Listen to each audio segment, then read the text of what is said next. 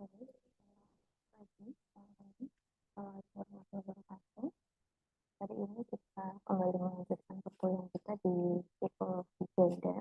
Dan pada pertemuan ke-11 ini kita akan membahas mengenai gender dan kekerasan. Nah, karena kita kuliahnya asinkronus, nanti teman-teman menyaksikan video ini. Dan setelah selesai teman-teman menyaksikan video, saya harap teman-teman dapat berdiskusi di forum diskusi yang sudah saya sediakan di video.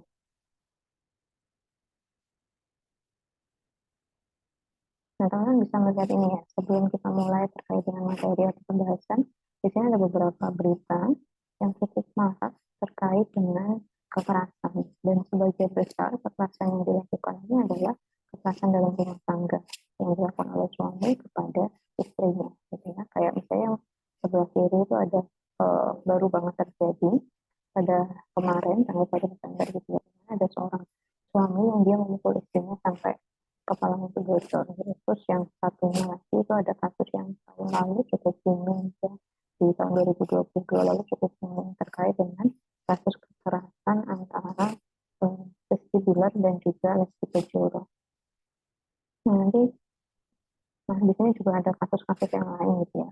Banyak sekali selain keempat contoh kasus ini masih banyak sekali contoh-contoh kasus kekerasan yang sebagian besar itu terjadi kepada perempuan, baik itu yang dilakukan oleh suami, dilakukan oleh pasangan, pasangan kekasih gitu ya, ataupun bahkan dilakukan oleh orang tua ataupun juga saudara.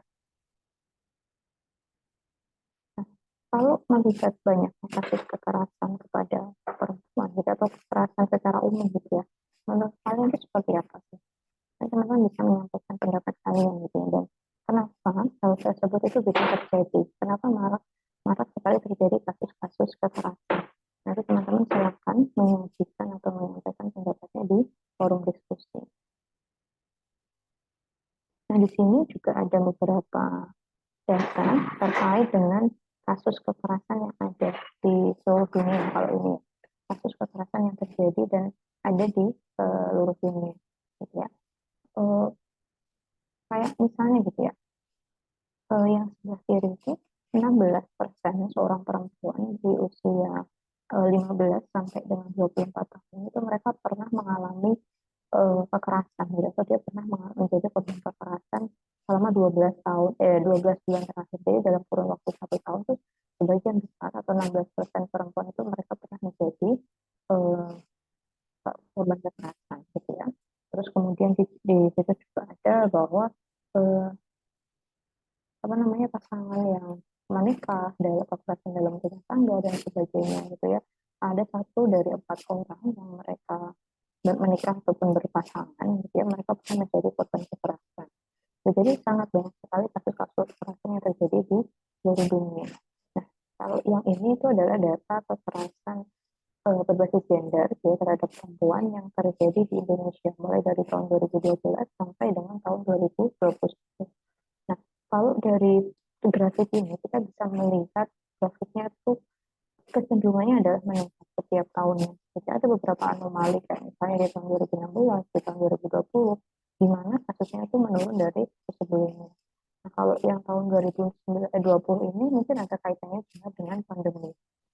Yang itu mungkin menyebabkan turunnya kasus kekerasan karena orang lebih fokusnya kepada pandemi, kepada isu-isu virus yang baru menyerang ini, sehingga kasus kekerasan ini menurun. Tetapi di tahun 2021 kasus kekerasan ini kembali meningkat dan jumlahnya jauh lebih besar dibandingkan dengan tahun 2019.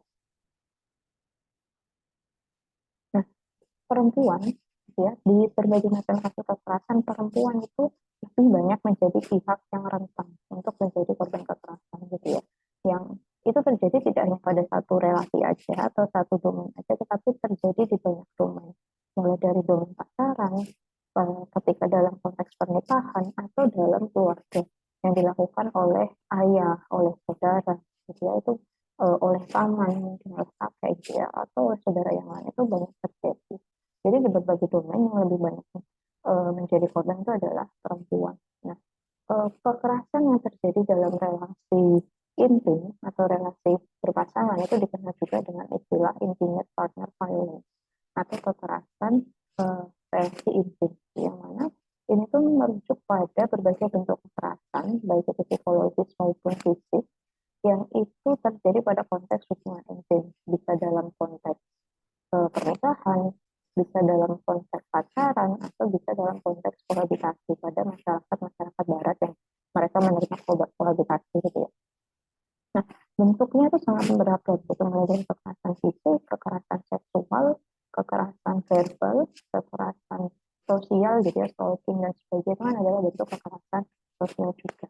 Jadi berbagai macam bentuk kekerasan yang terjadi pada konteks relasi intim, baik itu pacaran maupun pernikahan maupun kohabitasi, itu dikenal dengan istilah intimate partner violence.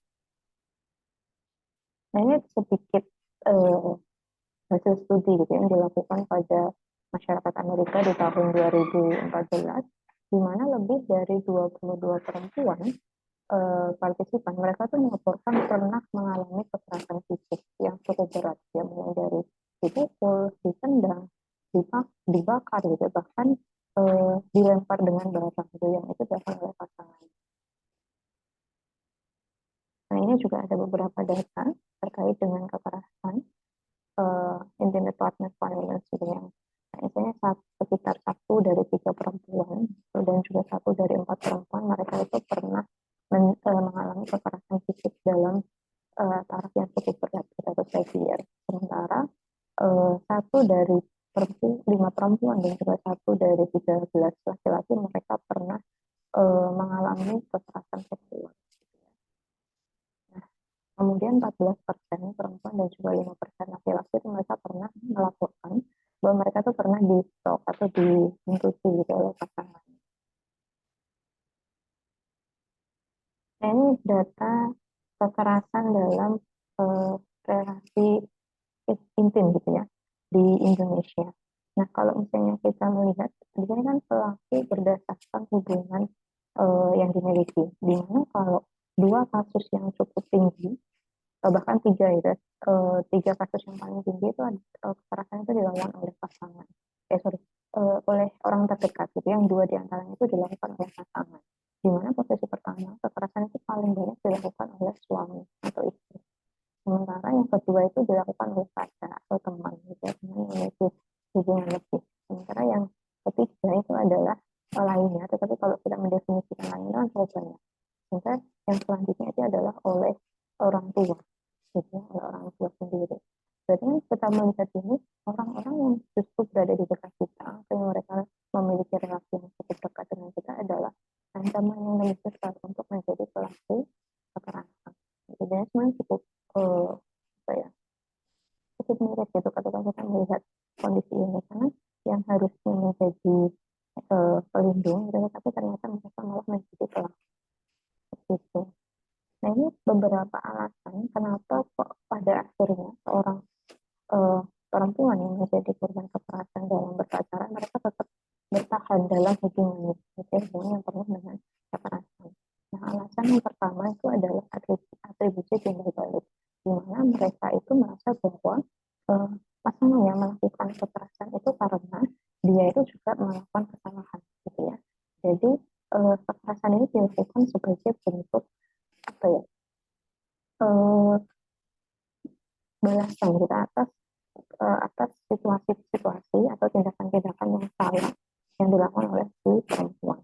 Itu kayak misalnya si perempuannya, laki-lakinya ini cemburu karena merasa si perempuan ini dekat sama orang lain gitu, dan si pasangan merasa bahwa dekat sama orang itu adalah yang salah, sehingga wajar kalau si pasangan ini melakukan kekerasan. Itu yang atribusi timbal balik gitu. Sementara alasan yang kedua, si perempuan itu merasa bahwa kekerasan itu adalah bentuk kepedulian gitu ya, kayak sebagai semacam pengingat gitu. Kalau misalnya dirasa si perempuan dia melakukan kesalahan terus diingatkan gitu ya, diingatkan dengan melakukan kekerasan ini gitu ya. Terus yang ketiga itu adalah adanya pandangan bahwa nanti setelah menikah atau setelah mereka membangun rumah tangga, pasangan itu akan berubah menjadi lebih baik, dia tidak lagi melakukan kekerasan. Tapi memang perlu dicatat bahwa ketiga alasan itu alasan yang cukup tidak masuk akal gitu ya, atau yang sifatnya itu irasional belief gitu, bahwa itu nggak benar, karena kayak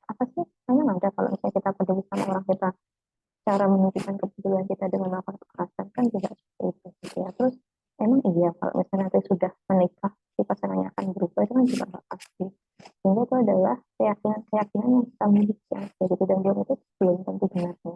Bahkan terkadang kalau misalnya mereka sudah pernah melakukan kekerasan dan ketika mereka sudah dalam relasi pernikahan justru akan lebih parah kekerasannya. Kenapa? Karena mereka merasa sudah apa ya sudah dalam konteks relasi yang lebih legal gitu ya, sehingga si suami ini merasa dia punya kekuasaan lebih besar lagi kepada si pasangannya. Jadi sehingga justru resikonya adalah kekerasannya akan semakin banyak terjadi. Nah, itu kalau tadi itu adalah kekerasan dalam konteks berpacaran, yang selanjutnya ini adalah konteks kekerasan dalam rumah tangga.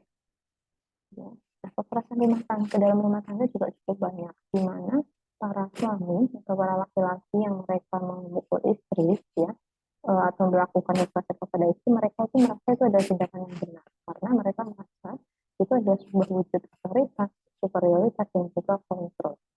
Ya, dengan melakukan kekerasan, mereka merasa bahwa itu adalah sebuah wujud tindakan untuk mengatur perilaku si istri yang dirasa salah oleh si suami. Dan keyakinan ini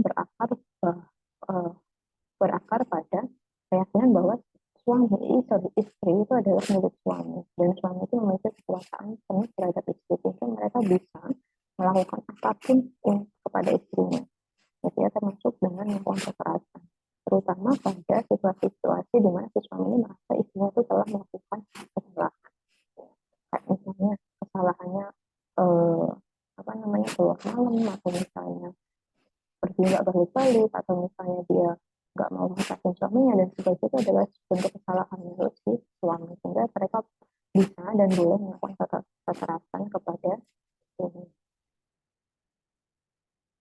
Nah ini tetapi buruknya gini, pada konteks masyarakat yang mereka melanggengkan kekerasan, bisa jadi kekerasan ini tidak hanya diinternalisasi oleh si pihak laki-laki, yang mana mereka yakin bahwa kekerasan ini boleh dilakukan, tetapi bisa jadi si perempuan yang mereka menjadi pihak yang lemah, mereka juga menginternalisasi konsep ini, sehingga mereka beranggapan bahwa nggak apa-apa kok si suami itu melakukan kekerasan kepada istri. Jadi tindakan kekerasan itu dilegitimasi oleh si pihak istri pada kasus-kasus yang memang menurut mereka itu salah gitu ya, atau si istri ini berada dalam pihak yang salah. Kayak misalnya sebuah studi di Nigeria yang dilakukan oleh pusat kekerasan dalam rumah tangga. 43% perempuan di Nigeria mereka beranggapan bahwa suami boleh untuk memukul istri ketika misalnya istri itu membakar makanan, membantah suami, gitu ya, pergi tanpa izin, mengabaikan anak, ataupun menolak berhubungan intim. Jadi dengan alasan-alasan ini, seorang istri itu merasa mereka boleh untuk diterapi, boleh untuk dipukul, gitu ya, karena perilaku-perilaku ini atau tugas-tugas ini itu adalah kewajiban seorang istri kepada suami. Gitu. Nah ini juga alasan kenapa sih kok pada akhirnya laki-laki itu melakukan kekerasan. Sebenarnya alasannya itu adalah mereka kekurangan internal power.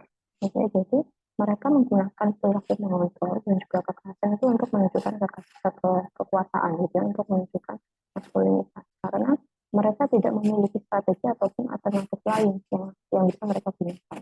Gitu ya. Dan ini terjadi kenapa mereka merasa tidak memiliki alternatif lain, karena mereka memiliki internal power yang tinggi. Lalu apa sih internal power itu? Internal power itu adalah bentuk kekuasaan gitu, atau bentuk keyakinan yang berkaitan dengan kekuasaan, di mana seseorang itu merasa punya sense of self yang tinggi. Dia tuh yakin dengan keberadaannya dia. Dia merasa valid dengan keberadaannya dia, gitu, yang mana keberadaannya dia itu tidak perlu divalidasi oleh orang lain. Itu mereka tidak perlu takut, tidak perlu khawatir dengan perilaku orang lain, gitu, yang mungkin akan mengundang dia dan sebagainya. Sehingga dia tuh punya internal power yang tinggi. Jadi dia punya keyakinan atas dirinya yang tinggi. Itu adalah internal power. Bisa dikatakan bagian dari internal power, misalnya kayak persepsi yang tinggi, terus kemudian kepercayaan diri yang tinggi, kreativitas yang tinggi, itu menunjukkan adanya tingkat internal power yang tinggi pula. Nah, para pelaku yang mereka melakukan kekerasan itu bisa jadi mereka internal powernya rendah, mereka nggak punya self-esteem kepada dirinya, mereka nggak punya kepercayaan diri terhadap posisinya dan sebagainya. Sehingga salah satu alternatif yang mereka gunakan adalah dengan melakukan kekerasan. Nah, buruknya juga kekerasan itu kerap dilanggengkan ya atas dasar kultur, budaya, dan juga adat istiadat. Kekerasan kan suatu hal yang buruk gitu ya, suatu hal yang tidak patutnya untuk dilakukan. Tapi atas alasan-alasan ini kekerasan itu justru dilanggengkan atau terus-terus direproduksi. Kayak misalnya ada beberapa masyarakat yang mereka mengenal istilah kawin tangkap, kemudian mereka mengenal istilah honor killing, terus kemudian ada juga istilah culture of honor dan sebagainya. Itu adalah budaya-budaya atau kultur atau adat istiadat yang justru sebenarnya melanggengkan adanya kekerasan. Ya, kayak misalnya ini ya, ini ada tradisi kawin tangkap yang sebagian besar itu dilakukan di masyarakat Nusa Tenggara Timur atau Nusa Tenggara Barat. Ya, dan itu masih ada sampai sekarang.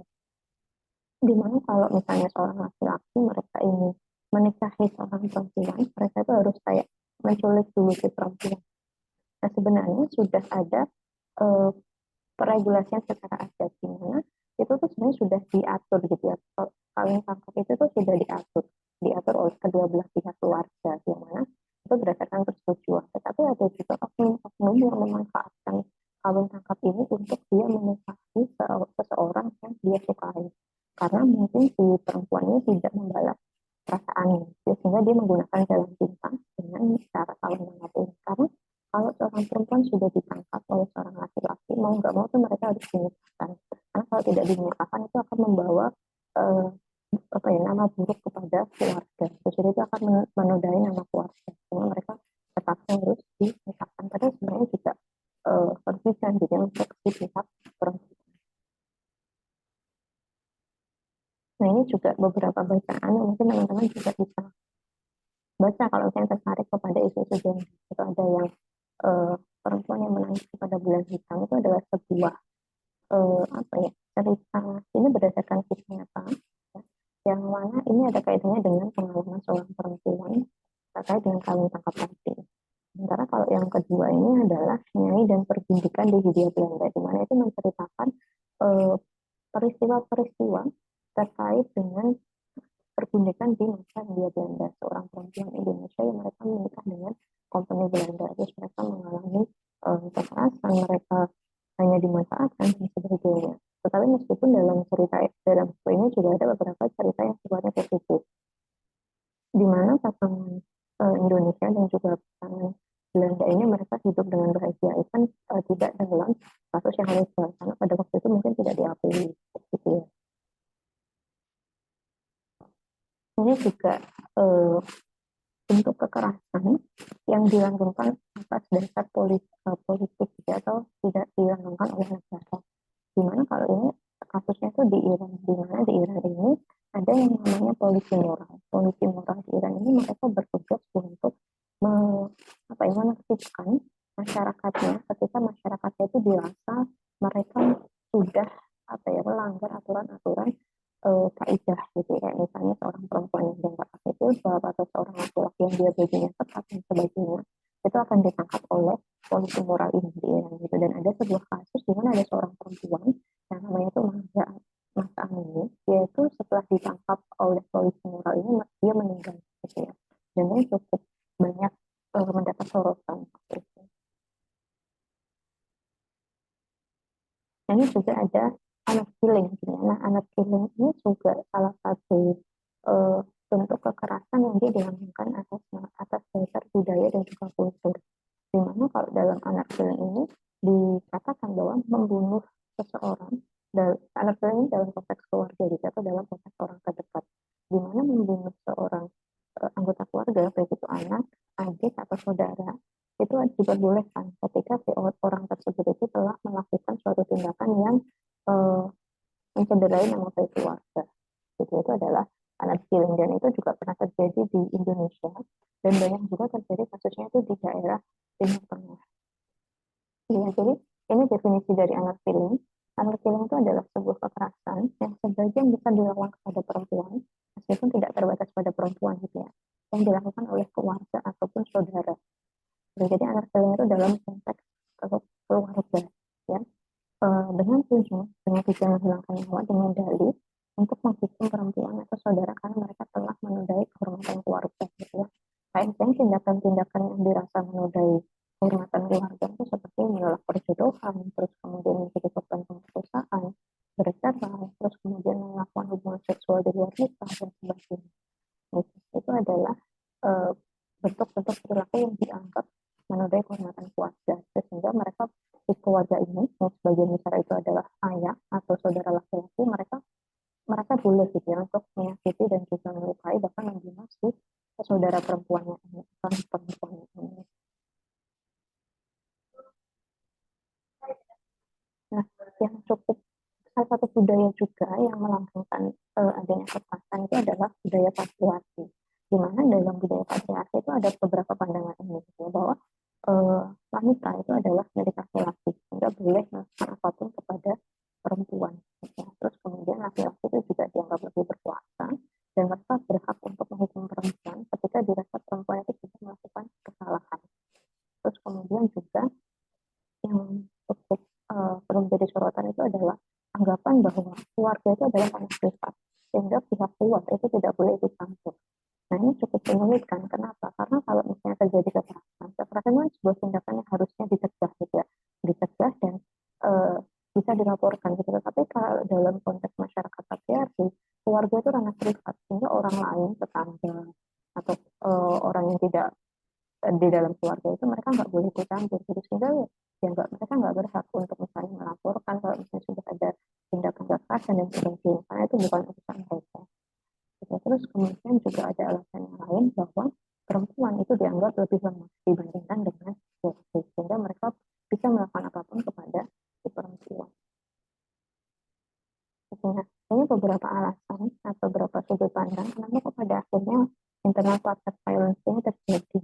Ya, ada alasan sosiopolitik dan juga budaya. Nah, alasan sosiopolitik dan budaya itu mirip dengan penjelasan saya sebelumnya terkait dengan bahwa budaya, adat istiadat, masyarakat, terus kemudian sosial politik itu melanggengkan dan eh, membuat perilaku atau tindakan kekerasan dalam rumah tangga, kekerasan kepada perempuan itu terus menerus terreproduksi atau terus menerus terjadi. Itu kayak misalnya diperbolehkan secara budaya gitu ya, atau dari masyarakat patriarki gitu, dan sebagainya, itu adalah alasan sosiopolitik dan juga budaya.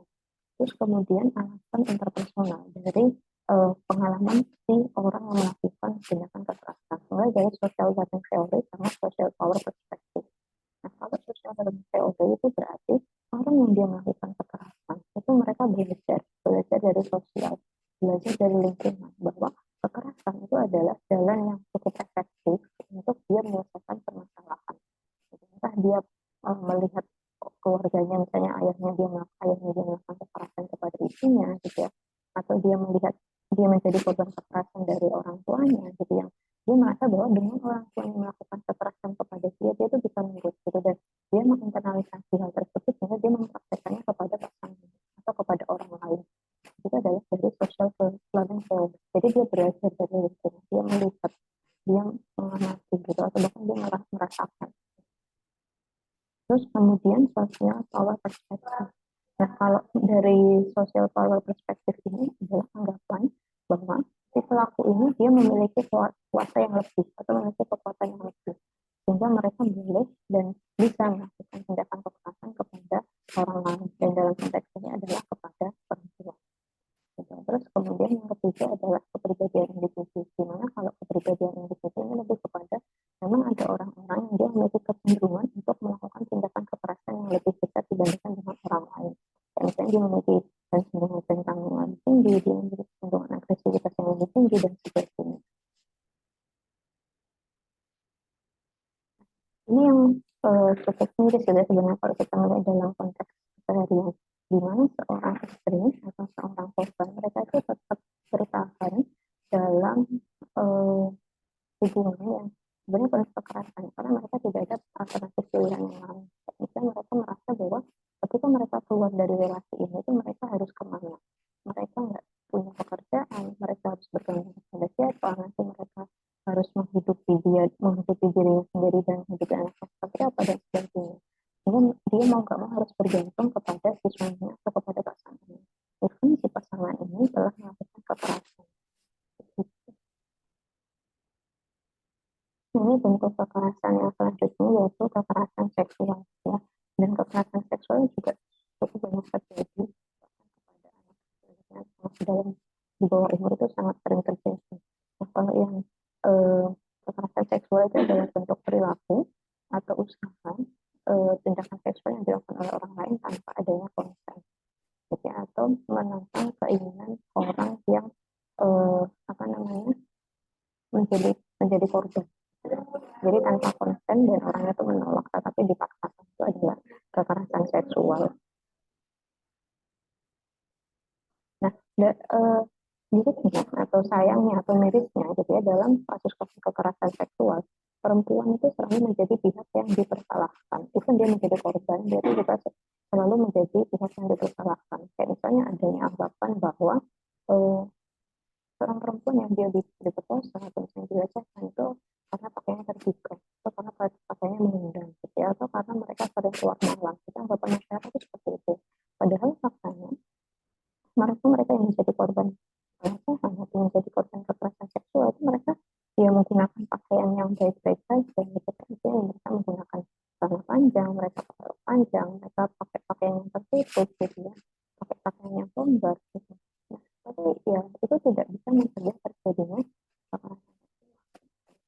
Misalnya sebenarnya kekerasan seksual itu terjadi di waktu-waktu yang nggak malam, gitu ya, yang mungkin buat anggapan masyarakat itu adalah waktu-waktu yang rentan, kayak misalnya di siang hari, di sore hari, di pagi hari, dan sebagainya. Atau misalnya anggapan bahwa sebenarnya eh, yang menggoda atau yang salah itu adalah pihak perempuan, kayak misalnya perempuan yang sensual, terus kemudian dia pakai pakaian seksi dan sebagainya, gitu ya. Karena sebenarnya itu tidak bisa dilegitimasi atau tidak bisa dibenarkan, karena eh, yang salah itu ya bukan si orang ini, jadi kalau misalnya si pelaku ini mereka bisa untuk eh, menahan diri, gitu ya. Nah, dalam konteks kekerasan seksual ada juga yang istilah yang namanya normatif rape. Normatif rape itu adalah pemerkosaan yang sebenarnya itu menentang keinginan laki-laki, keinginan si perempuan, tapi itu tidak bisa dikatakan sebagai kekerasan, gitu ya. Karena secara konteks sosial itu perilaku tersebut diterima, gitu, atau diperbolehkan.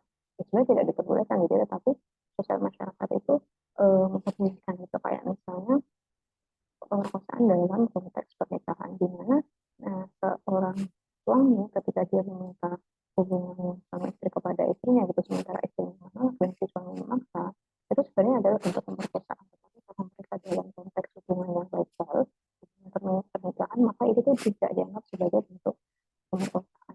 Atau misalnya seremonial kayak gitu ya, dalam konteks-konteks apa namanya adat istiadat atau dalam konteks eh, seremonial agama atau seremonial eh, sesuatu, gitu ya, itu diperbolehkan, gitu, karena konteks sosial normanya itu menerima, tapi sebenarnya itu ya tidak baik juga, gitu. Itu adalah suatu bentuk yang salah juga, gitu, karena itu merugikan salah satu pihak.